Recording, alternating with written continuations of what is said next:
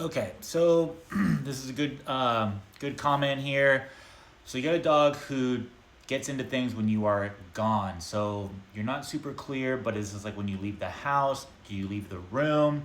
So realistically, what this is telling me is like if your dog is doing this when you are leaving the house, got to crate train your dog. If your dog isn't crate trained, I definitely have videos on how to do that. And then lessons and things like that. Sometimes it can be pretty nuanced, but there's also a lot of videos on YouTube on how to crate train your dog.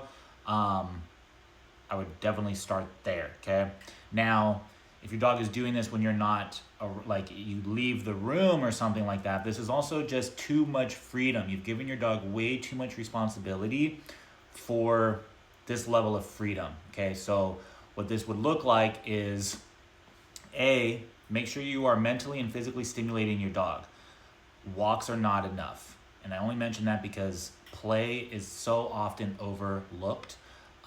Specifically, like breed, I don't want to say breed specific play, but like dog specific play. Things like tug, flirt pull, those do wonders to tire your dog out because it takes energy to eat stuff.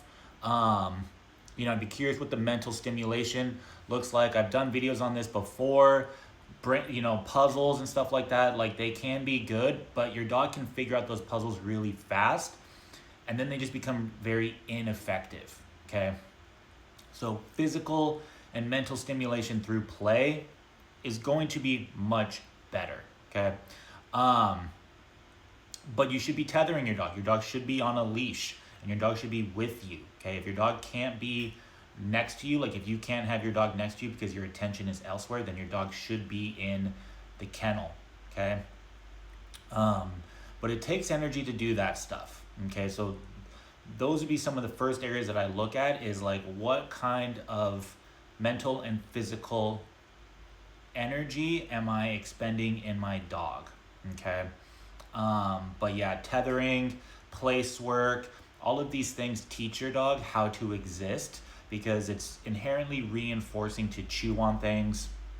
And so we have to block those behaviors to an extent because if your dog can't practice it, it doesn't become a behavior.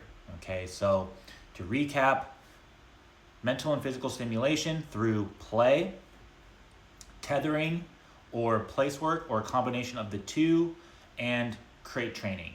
Okay, got to remove choices. You got to block the behavior from happening. It takes time. It's not forever, but you can't keep the cycle going of this stuff because it's just rehearsal and it just cements into your dog like this is what I do. So if you got questions about anything that I covered there, hit me up. We can do a virtual phone call. I can take a look at what your situation a little bit more closely, can understand what you're doing with your dog a little bit better, and then I can give you some pointers as to where to go from there. All right, but yeah, thanks for the comment.